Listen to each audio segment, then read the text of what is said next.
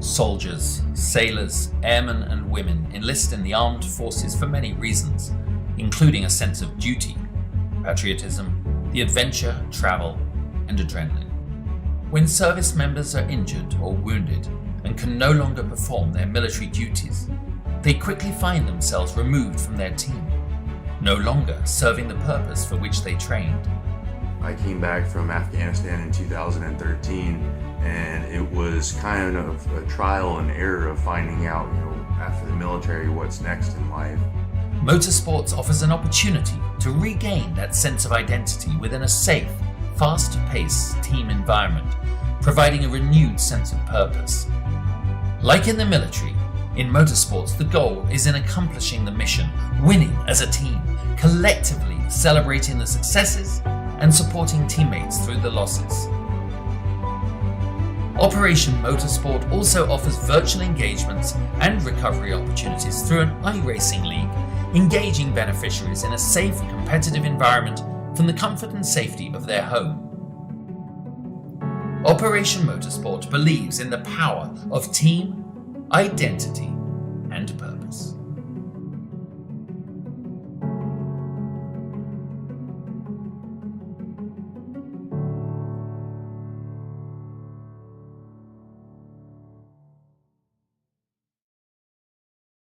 Hello, this is Jason with Operation Motorsport. We'd like to introduce you to some of our beneficiaries who were active during the GT World Challenge SRO race at New Orleans Motorsport Park this past weekend. This weekend I've been over here with Race Control, and it's basically been seeing behind the curtain, like the Wizard of Oz kind of thing, kind of get the people behind the curtain, see all the stuff that's actually happening and what makes all these things on the track actually work, a central thing. And it is like being in a tactical operations center in a deployment scenario, surprisingly. So you're in there and all these screens, all this activity, things are going 100 miles an hour, and everybody is juggling 7 things at once. Whenever there's any sort of race event, whether it's just laps that people are doing or if it is an incident that's happening during a race or something like that, all of the things that happen that we see manifest themselves in terms of a race. These are things, and these are all the people who are pulling the strings and pulling the levers to make it all happen. So Operation Motorsport is all about having a team identity and purpose and kind of restoring that for people who left the military like myself and no longer really have that sort of source for that. And this is a way to this has been a way for me to reinvigorate that kind of same part of me that otherwise I don't really get. It doesn't really scratch that itch. But it's meant a lot. It's meant a great deal to me to actually be able to kind of activate that part of my own brain and that part of my own self that otherwise is just kind of going dormant.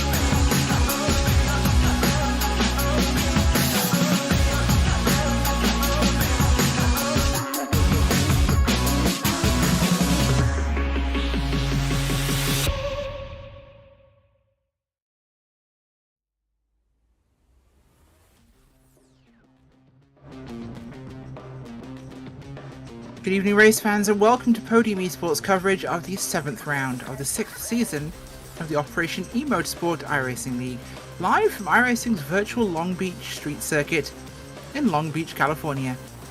I'm your host, Rachel Whiteford, and joined by my colleague in the booth tonight, Rodney Campbell. Our producer, as always, is Gary Sexton, and Gary's using cameras created by the great Dougie Beard.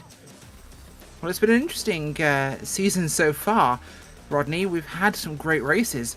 And now we're at the first street circuit, and oh boy, Long Beach definitely makes things interesting. Absolutely, for sure. Totally different type of track than we've seen the last few weeks in this series. Absolutely no room for error on these tracks. The walls line the track all the way around. Very few runoff areas, so you've got to keep the car under control at all times. So a good challenge here for these drivers tonight. A very tough circuit, but it's a rewarding circuit to get it right, and it feels good when you can get some laps in here and not be banging your car off the walls.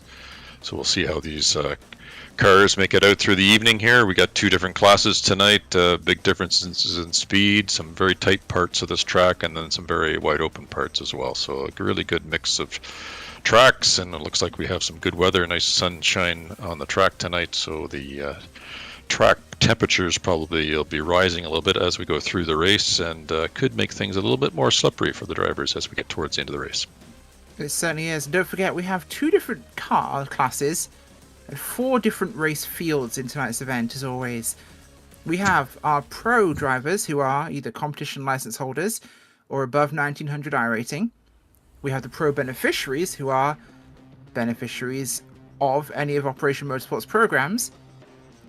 And then we have, those are the GT3 cars. In the GT4s, we have the beneficiaries, who again are enrolled in Operation Motorsport programs.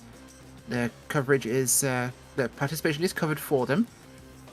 The open class, also GT4, are serving military, veterans who are not in an OPMO program, staff, volunteers, or supporters of the organization. And you'll be able to see those on your screen. A little bit more like Long Beach, though. This track, of course, was born against extremely long odds in 1976, and the Long Beach Grand Prix is North America's premier street race. The debut event featured Formula 5000 cars in a race won by Brian Redman. In the following year, Clay Regazzoni captured the inaugural US Grand Prix West, and then in 77, Mario Andretti passed Jody Stecker in the closing laps to become the first American to win an F1 race on home ground. This place really has some incredible history with IMSA, with IndyCar, with Formula One. Rodney, I love this track. Yes, I love it too. It's a great track, and very challenging for the drivers, as I've already mentioned, and some great history here. Some great races have been run over the years, and these drivers will have a chance to virtually run on the same track as some of those immortal names that you just mentioned. It certainly is. Well, we're getting qualifying underway here at Long Beach. We have a track that is 11 turns in length, 1.9 miles, and oh boy, will it test our drivers. We have some extremely low-speed corners here, including that first corner. We have the fountain, we have the big turn 6 down to that second leg before we hit the back straight, and then we have the monumentally tight turn 11, the final hairpin that really bottles these drivers up. In fact, we can see one car coming through that right now as we get an overview of the circuit here, in the middle really of, and on the coastline of Long Beach, the city itself. So it is a really involving track that takes part on some of the main roads of this town. Yes, that's another challenge, that these are during when they're not racing here on the track, these are normal streets of Long Beach, and as a result, there's a few bumps on this track that can catch some drivers out occasionally. It's not a perfect racing surface, it's a street course, and it has all the bumps and jumps associated with that type of a course. I think those are some of the best tracks, in my opinion. I was a fan of IndyCar. I love whenever they come to the street courses, whether it's St. Pete's, whether it's here, whether it's Detroit. The street circuits, they just hit different for me because it's that more visceral racing. Even some of the races they had in Texas back in the day were fantastic. I think it was downtown Houston, maybe they had a race, I think I recall. Or Dallas, I think one of the two. But either way, the street circuits are amazing. It's one of the things I'd love to see more of is some of the Australian street circuits from the V8 series. Those are wild. Yeah, for sure. But it can be a little hair-raising here, as you can see Jesse Elliott taking the BMW through the course here. The walls are everywhere. There is no room for error. As you see, he comes out there wide and just barely blushes by that wall as he heads down the front stretch here. There's Absolutely a good cockpit is. view, as you can see, what the drivers see here through the front window, and it's nothing but walls lining the sort of like almost like driving in a tunnel. I think it's probably one of the most intense feelings you can have at a race car as a street circuit, because you have to be inch perfect. There is no room for error, like you say. There's no runoff really. There's a couple of little areas, but you are going to make a mistake, you will eat a wall. And in many cases, these aren't safer barrier walls. These are straight up walls because it's necessary, and it does make things pretty exciting. So I'm looking forward to seeing how these guys will perform today, and it'll definitely make things exciting with the two different car classes, making for different speed around the circuit. But overall, we're going to see a challenging but fair race. These guys never disappointed us in the past. Yeah, no, they're a good bunch of clean racers here that are always respectful of each other, and expect a nice clean race tonight. But we will see, definitely, as we've seen in past races, I think we'll see the GT3s catch up to the GP4s about halfway through the race, and have to deal with that lap traffic. And it's, how you negotiate that lap traffic can also make a difference in the race, depending on how things shake out towards the end. Very much so. Well, our qualifying times are looking pretty strong. We're in the 119s for Matt Smotherman, the pro beneficiary, currently leading the way. Behind him, Tyler Glimett, we've got Jesse Elliott, Joe Stiffel, and others down in the GT4 cars. We're looking at 126s, so that's a 7-second nearly gap, Rodney, between these two classes of cars. Yeah, absolutely. And you'll see those gaps sort of amplify themselves in the tighter parts of the course when the GT3s catch up the GT4. If they catch them in some of those tighter spots, it's very hard to get by, and it's about being patient and biding your time, and waiting till you can get a good opportunity on one of the straights to get by. It is indeed. Well, our time is starting to run down on qualifying here. We've seen some last laps being put in by some of these drivers, but of course, the big things to watch out for today. We are running 30 minutes, so we're going to be looking at least, I'd say, 26 or so laps. Looking at our timing, I believe, is a good ballpark. And these drivers will need to pit, of course. And pit road here is relatively simple. It's coming in after the final corner, and you exit into the first corner. So, a nice straightforward, but very long pit road here, in fact.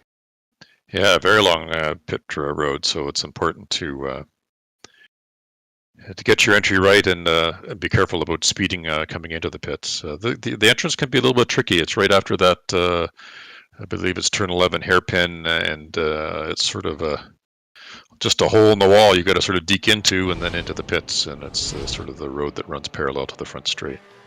But if you miss, you can. I've seen people miss that little hole in the wall, and then either plant it in the wall or have to go around another lap to get in. If hopefully they have enough fuel.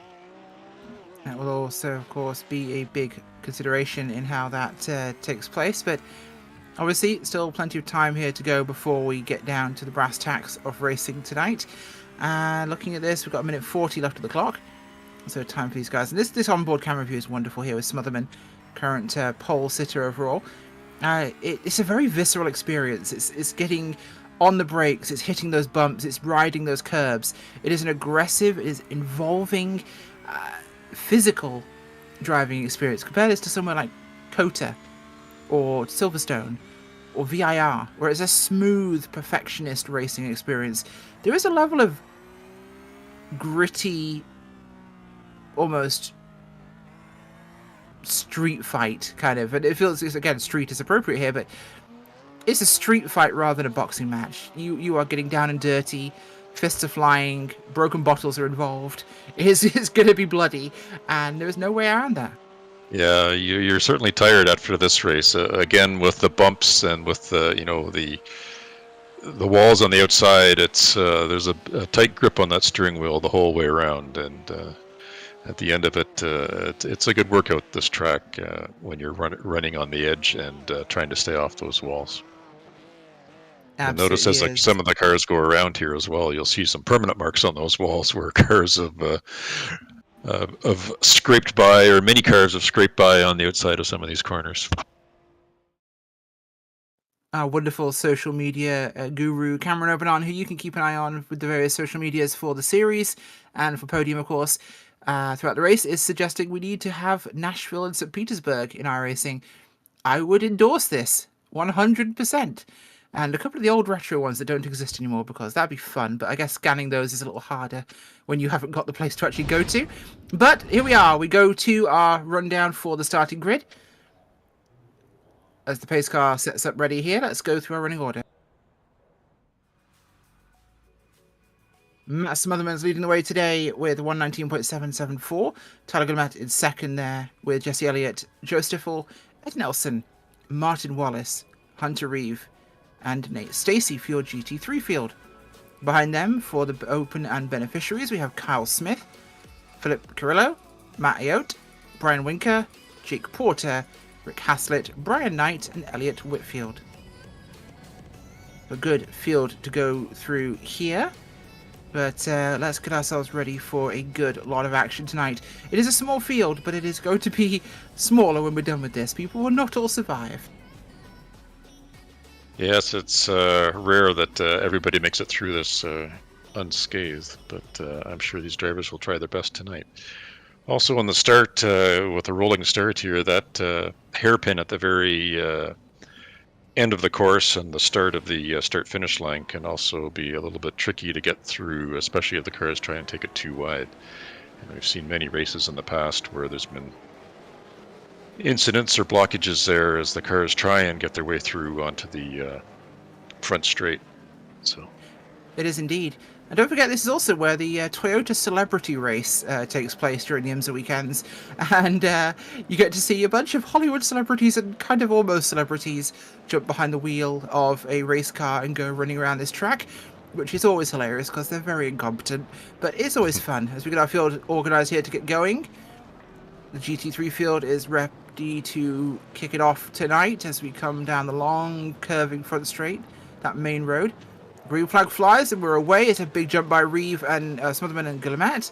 Get themselves going here. Behind them, Smith and Carrillo getting going for the GT4s. Let's watch our GT3s coming into shot here, running down towards the big braking zone of turn 1 before the tight, twisty fountain.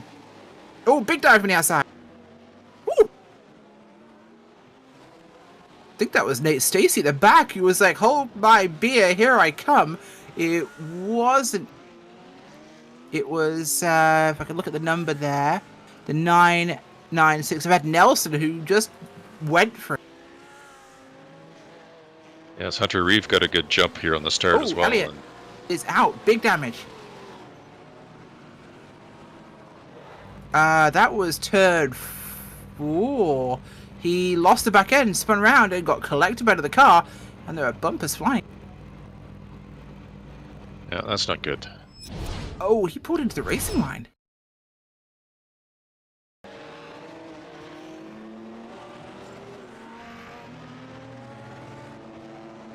I don't understand this moment here where he just backs into the racing line. I realized he wanted to turn around, but... Yes, I think he was maybe trying to get going forward and found himself in reverse and backed up a little bit there. A little mistake, but hopefully the other cars weren't damaged too much and can carry on. 2 or 3 spots here on the start, and is going to have to hold off Matt Smotherman for half an hour of racing here. Let's see if he can do it in that Ford. I want to see that Ford win here. I want to see someone beat Matt Smotherman for a start, but I also want to see Hunter Reeve and that Ford GT do well here. I mean, it's had a tough season, that car, but I commend Hunter Reeve for sticking with it, actually, racing that thing, because that thing is wide and it is a tank. And I think he will make Matt Smotherman's life very difficult here. Yes, most people have to try and make their cars a car and a half wide. That Ford is already a car and a half wide to start. So good start. He'll have his hands full here, as you can see. Yeah, he just had a big wiggle there coming onto the back straight from 8. And yeah, I think Mr. Smotherman is saying, okay, out the way please, Ford, time to come through. As did the Lamborghini of Guillemette as well. The Ford is struggling. It's just not got the grip here on these corners. It's like trying to take one of those Lowe's shopping trolleys. You know, the low top ones that don't have the like a normal basket. It's the ones for piling up all your kind of hardware stuff on. The ones that can never steer in a straight line. That's the Ford GT. Yeah, he just definitely didn't get a good run off that corner, and Matt took advantage, and so did Tyler as well, and both got by him here as they headed into turn 10, I believe it was. Nelson's coming up quickly behind him as well. He would like a piece of that Ford at the moment, as a couple of the cars in this field getting interested in the blood in the water currently. appropriate for the California coast here. Smotherman, though, taking advantage already. He's made big gaps here. Now he's gotten free from Reeve.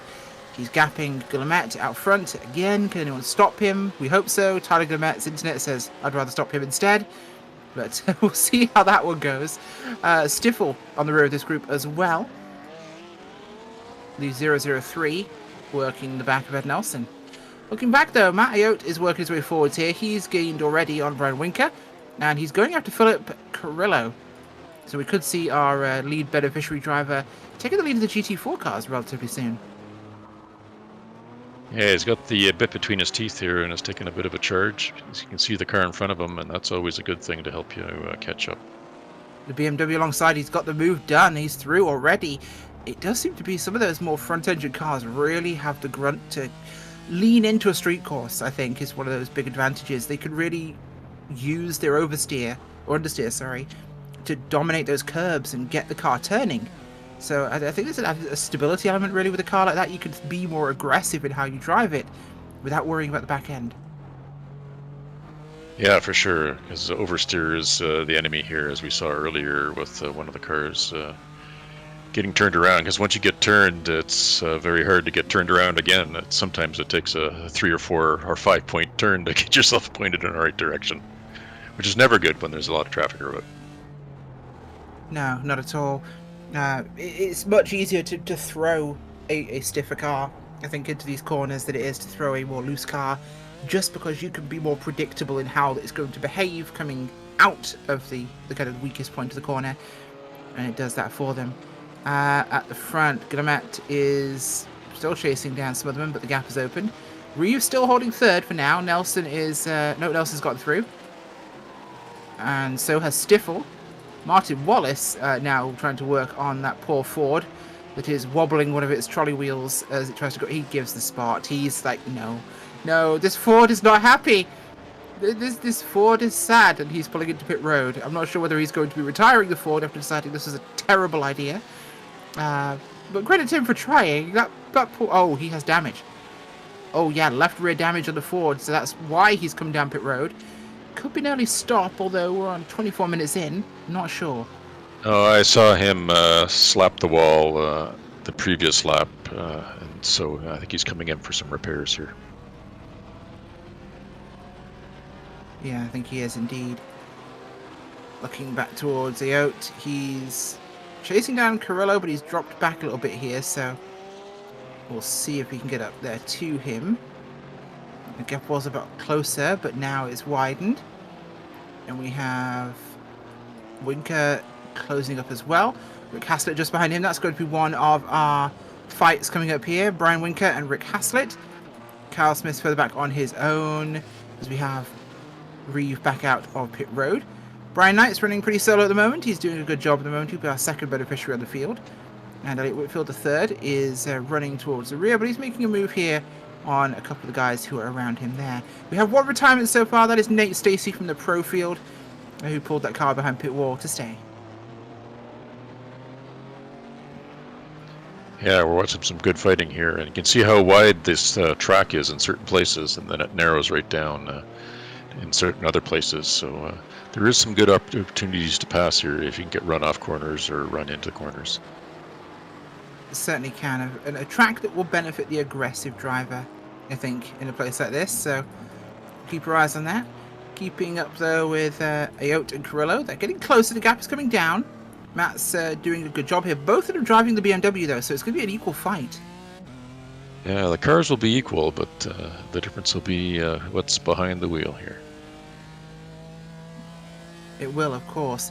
And don't forget, guys, Operation Motorsport is a veteran-led and operated not-for-profit foundation based in Raleigh, North Carolina and Brighton, Ontario, serving both American and Canadian service members and veterans. Its programs are based on 3 core values: team, identity, and purpose. Operation Motorsport supports the recovery of medically retiring or retired service members affected by military service through motorsports opportunities. Their motto is one at a time.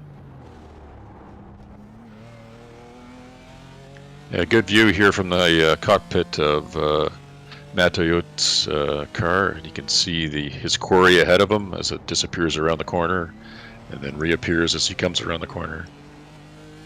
I will say in a big race, a big field, this is a terrifying track because you can come around that corner and someone's going to be all out of shape, sideways across the racetrack, and you will have nowhere to go. Yes, absolutely. You have to have a blind face to corner here. Absolutely. With these walls, there's just absolutely no view around the corner, so you come streaming around the corner, and you're hoping the track is clear, or you have a spotter helping you out, spotting ahead of you to make sure that the track is clear. But yes, there's been some heart-stopping moments as you come around some of these corners, and there's a car looking back at you sideways on the track.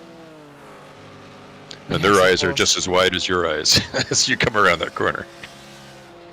They absolutely are. Well, this race, of course, is going to continue playing the way it is at the moment, but we will keep our eyes on how they are generally behaving as it goes onwards. Lot of action still happening on the racetrack. Smotherman's gap is widening. He's looking just over 5 seconds right now to Tyler Guillemette. Nelson is holding on to third place. Stiffel still looking to try and beat him. He's closing that gap, but it's not quite yet. And a little bit further back between Ayotte, who's made it through, actually. What happened to...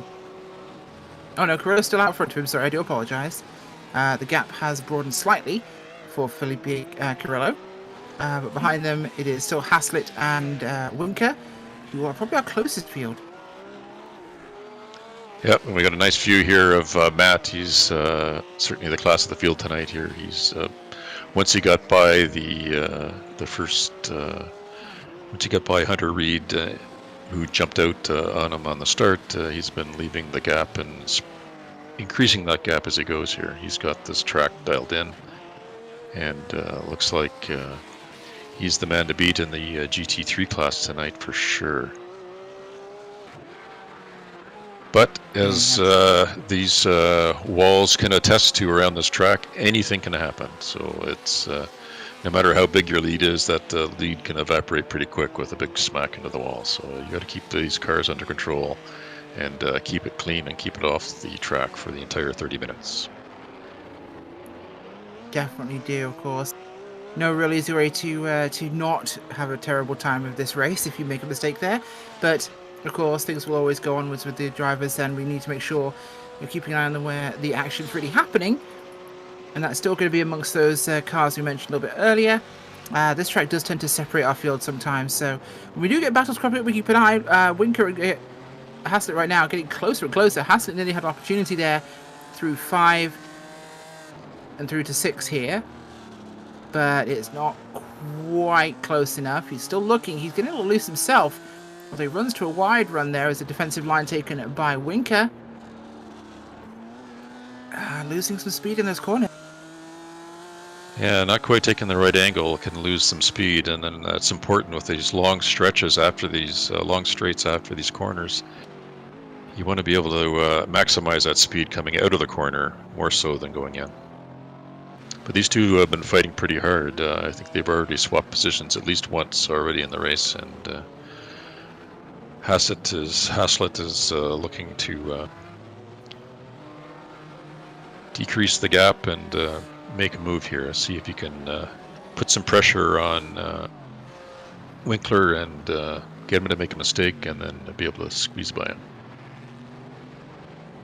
Definitely See is Brian there. Knight making a move past Porter, it looks like. Yeah, that Mercedes makes the run through there. The USO liveried Mercedes with the shark mouth. Love that. Love a good shark mouth, but still plenty of battling left to go. He's currently running second for our beneficiaries, so hopefully we'll get a chance to chat to Brian again. He'll try and make some complaint about himself not being fast, but you know what? He deserves it when he gets there. He definitely puts on a performance in the races for us. Well, we just witnessed a nice clean pass there, so he's doing very well in one of the few Mercedes that's out here running tonight.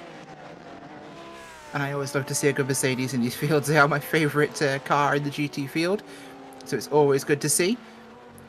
But still time going on here with this one.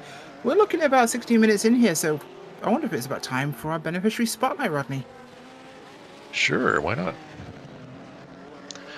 Well, tonight's beneficiary spotlight is Philip Chartier. Philip for those that have been following the series, has been on the podium a few times for the beneficiaries, but unfortunately he's not in the race tonight. But Philip joined the Navy in 2003, right out of high school, and became a CB, which is the Navy Construction Force.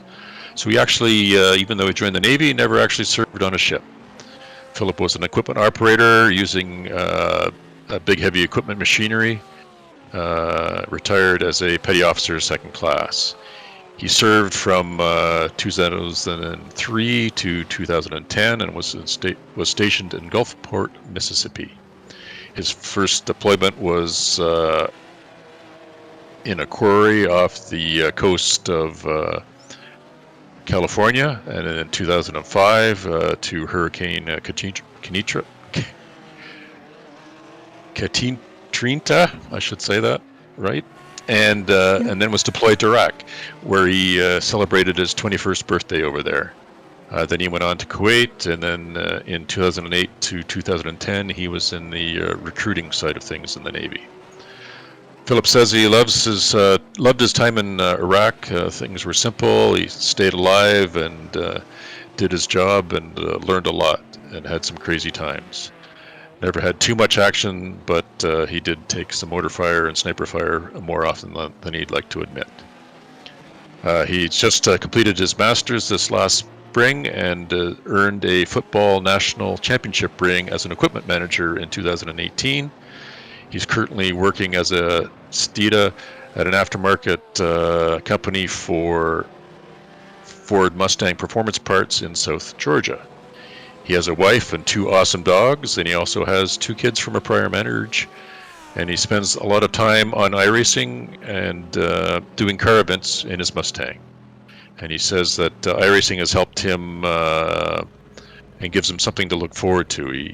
He's competitive by nature, and this gives him a new challenge to get his mind off the daily world. Besides seeing his wife every day, he gets to run cars in places that he can only dream of ever seeing. He also makes new friends and chats, and really helps to improve his mood. He used to sit around in the recliner all day without much reason to get up or get dressed, but now he's barely in the recliner, and he's on iRacing and doing lots of things, and he has a good time with all his friends.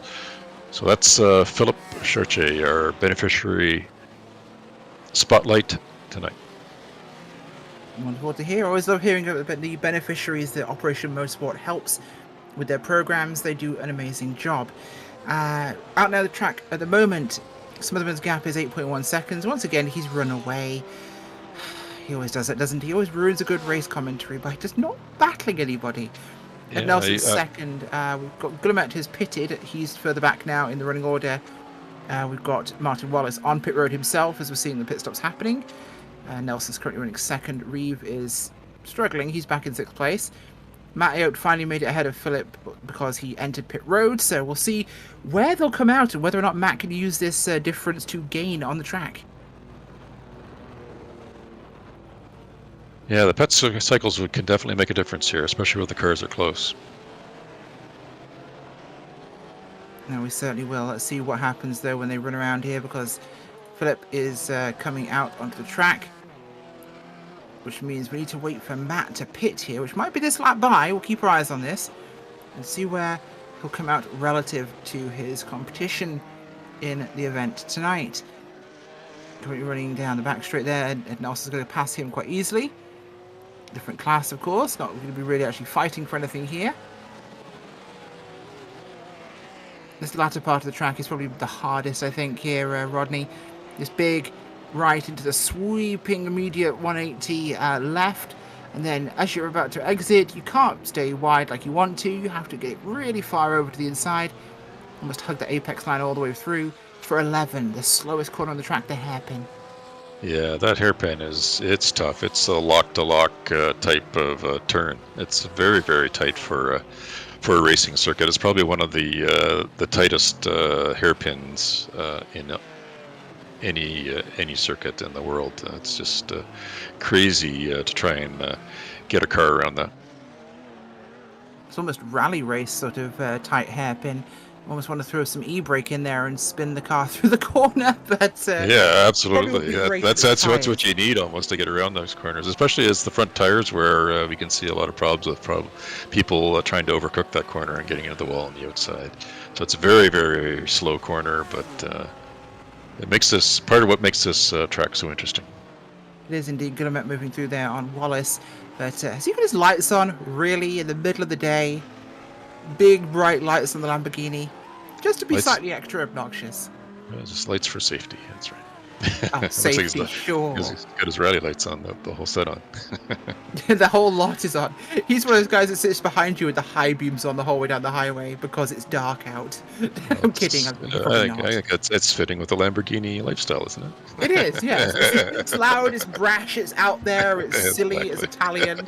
It's exactly right. I actually love Lamborghinis. One of my favorite supercar brands, along with Audis. But Matt is up to 8.6 seconds. We're still waiting to see what happens with Matt Ayotte and his pit stop. He hasn't come down this time by.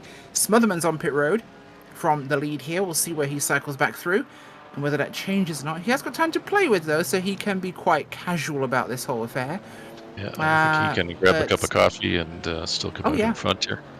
I mean, pop into the mall across the paddock area there and go get himself a new pair of sunglasses to deal with the lighting coming off Tyler Guillemette's Lamborghini, and he'll be fine. Yeah, I think he's popped out front, no problem. Yeah. Well, Matt's dealing with some traffic here, including lapping Brian Knight, the second place driver in the field with him. So we'll see how that one plays through.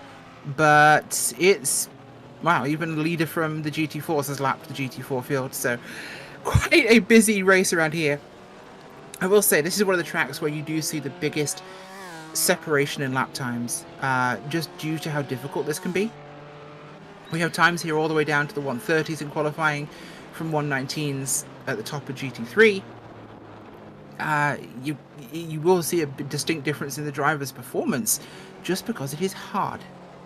Yeah, and it's very hard to get a steady, sort of even lap time around here as well, with the track conditions being so. Ayotte here, pit road. Here they come. Looks like all the GT4s in that line are coming in all together. Yeah, they're all coming down now. They're all playing follow the leader. It's time to hit pit road. 9 minutes on the clock, almost exactly, as they're sitting here on a very long pit road with that limiter buzzing. Matt Ayotte comes to his pit box, and we'll see where he comes out relative to Felipe Carrillo.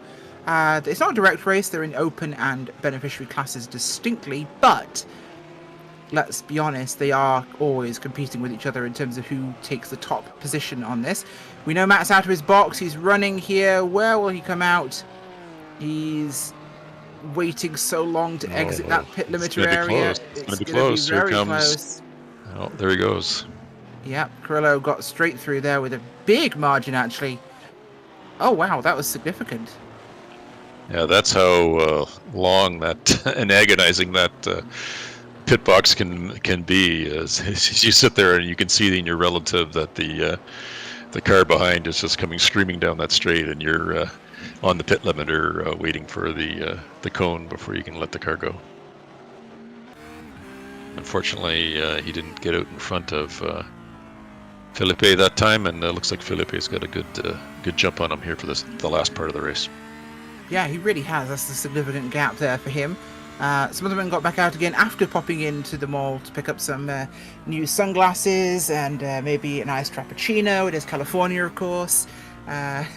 Maybe stop in for a quick spray tan. You know, he's just living that lifestyle.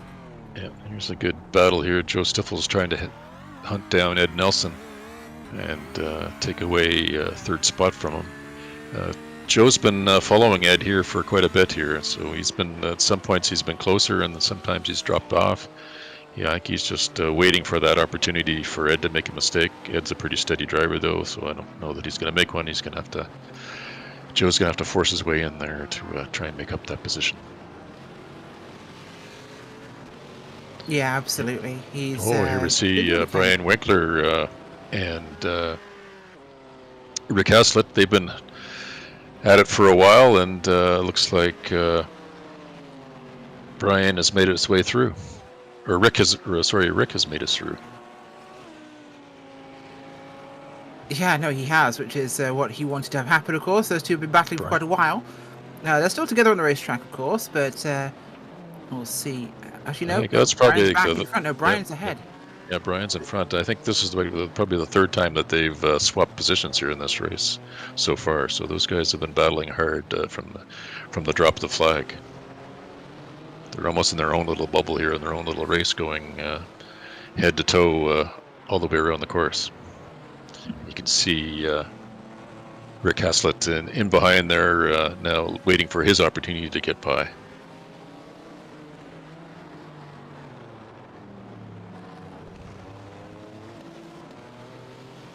Trying to get a Yeah, he's run gonna down try this what he back can. straight.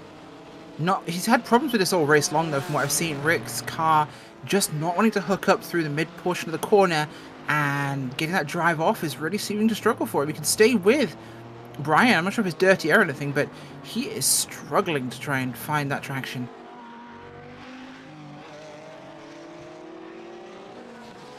Yes, we come back to the battle with Ed Nelson and Joe Stiffel, and even Ed can see Tyler ahead of him here. So there's position P2, P3, P4, sort of all in a row, all in the same straight here, fighting for position as we get to the latter stages of the race here. Looks like about 4 minutes left in the race.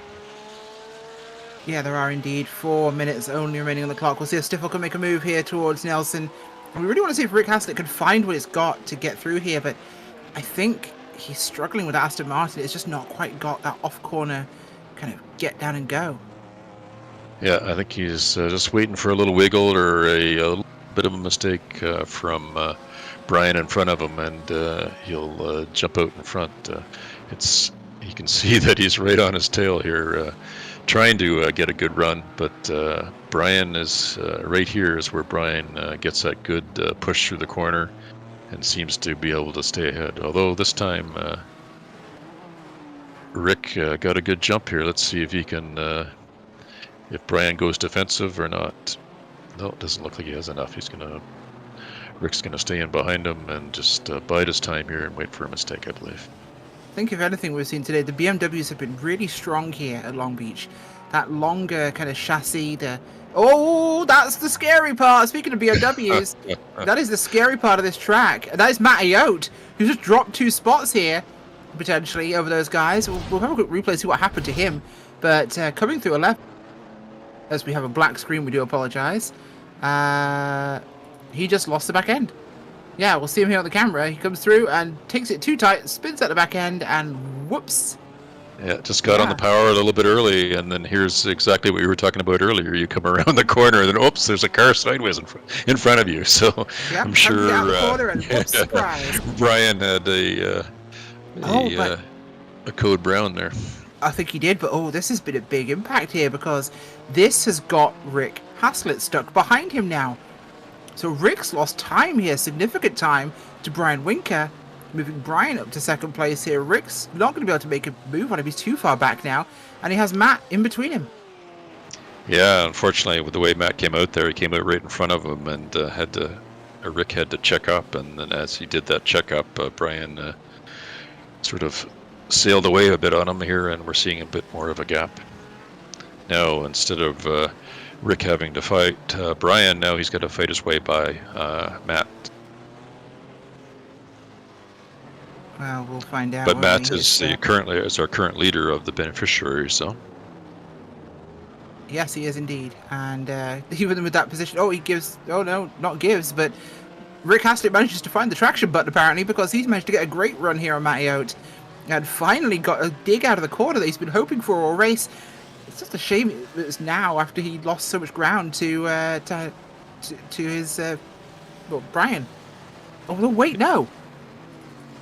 Brian's behind him. How did that happen? Yeah, something must have happened to Brian, because now Brian has dropped back and is actually back. Yes, Rick's in second place. Okay, I'm an idiot. Because I had those two backwards for a while in that.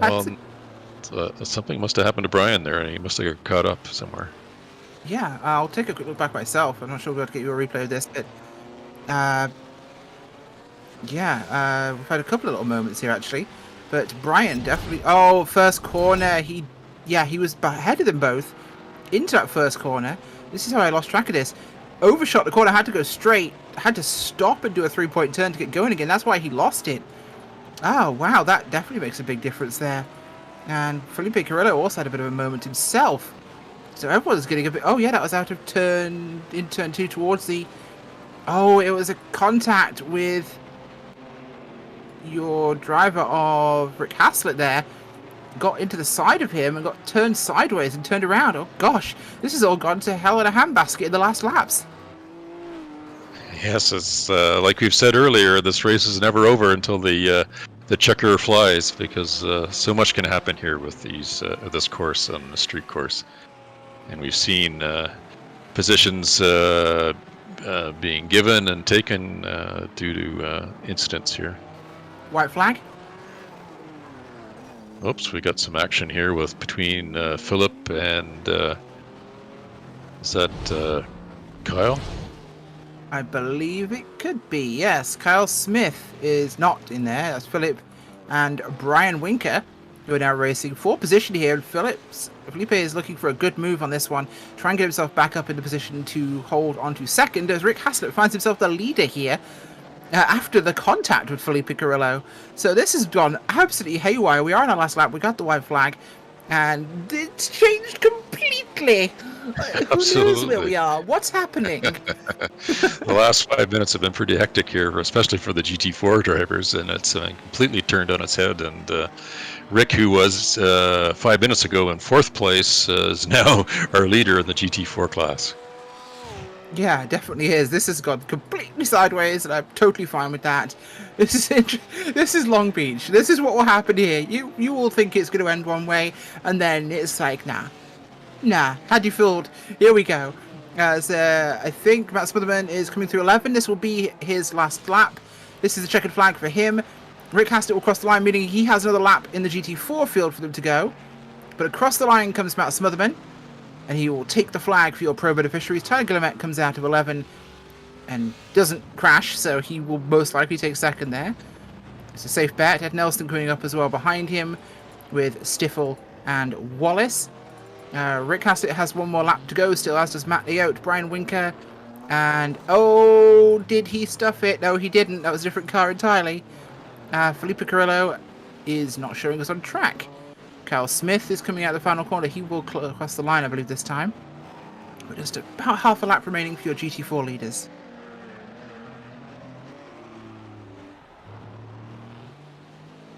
Yes, you can see that Matt had almost a 13-second lead at the end of this race. Quite the pace.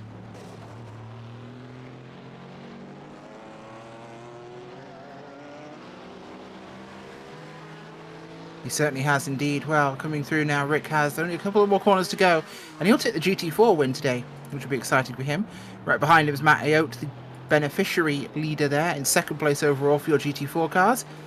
Behind them, Brian Winker, a little bit further back. Felipe Carrillo is just... Apparently I can't find him on the track. He's having a bit of a mental issue right now with iRacing. But, oh, so slow through turn 11. It's always a pain. But we have one of the guys pulling into pit road. Across the line will come Rick Haslett. Matt Ayotte follows him to take the beneficiary win. And that is our race. The rest of the cars should be coming across the line as we get them. Everyone's wrapping up their laps, I think, coming out the final corner. Pulling into pit road if they're the higher class of GT3s. We will go to a quick commercial break, go nowhere. We'll come back with your post-race results and your interviews.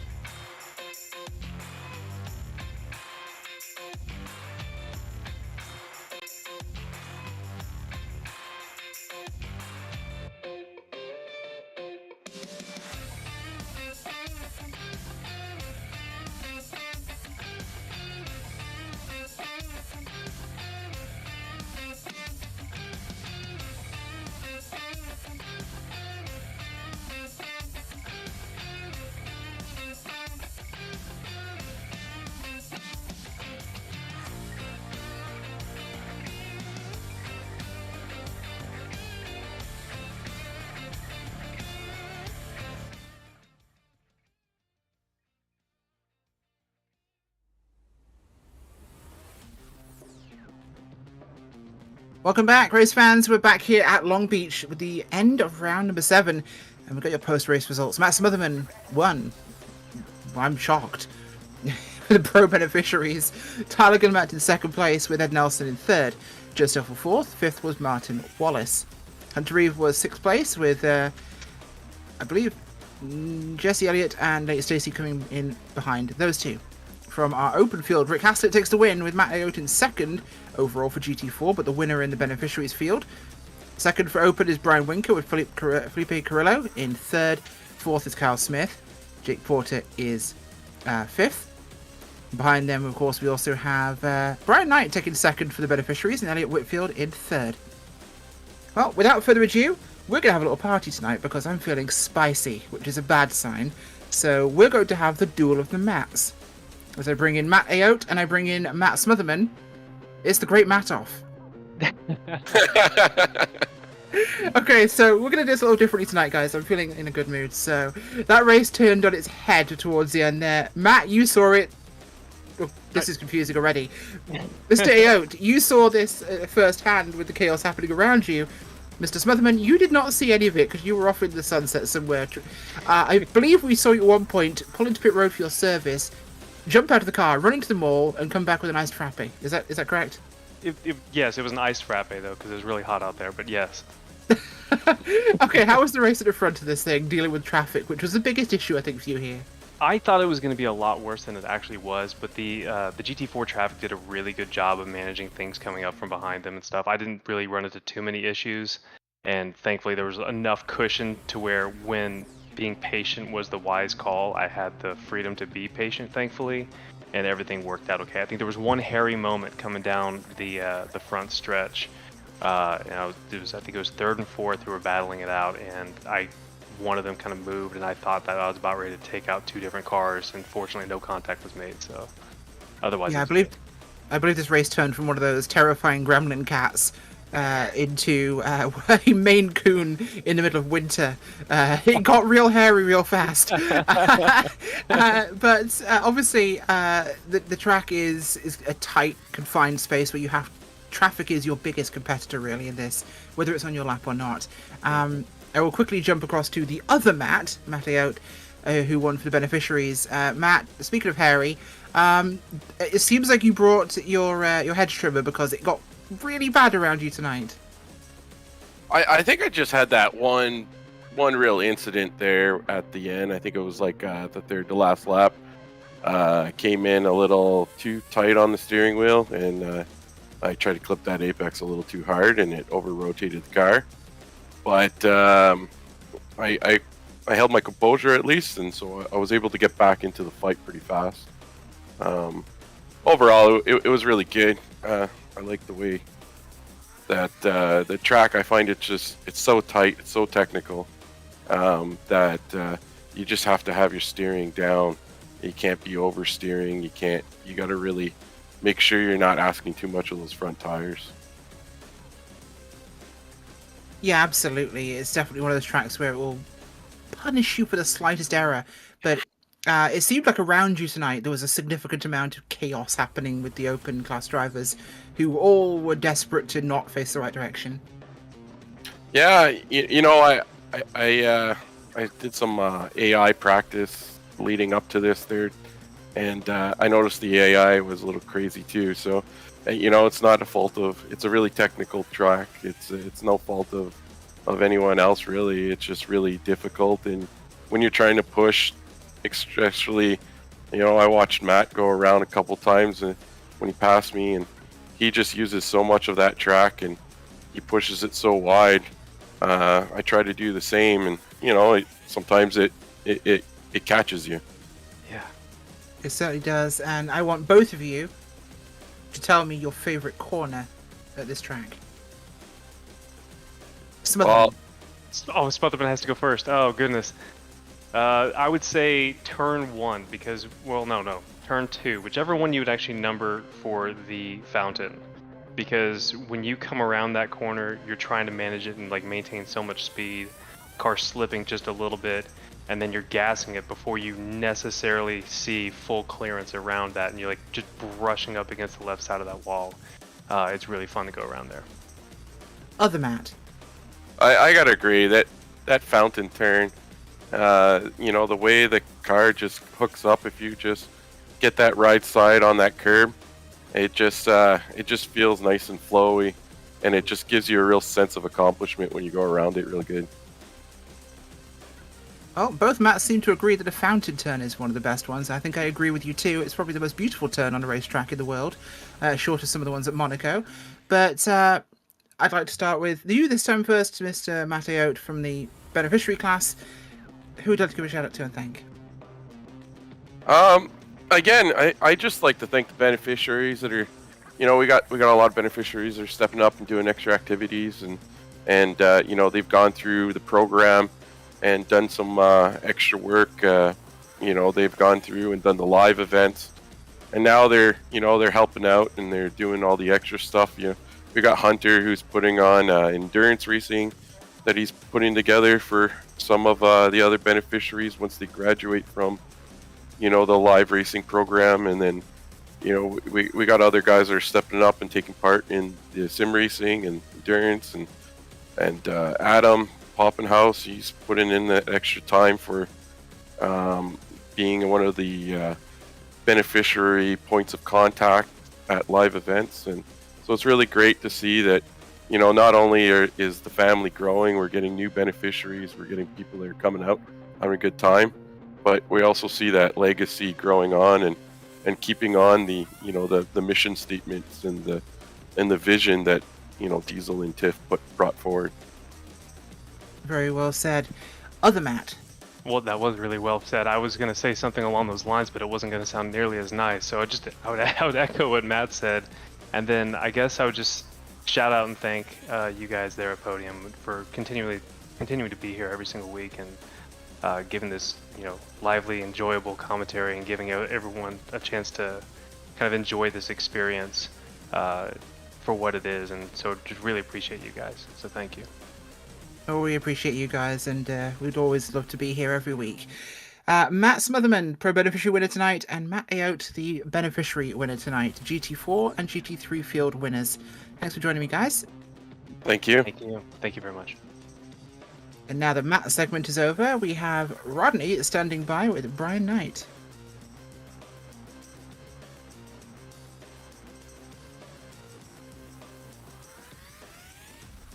Rodney. I think Rodney fell asleep.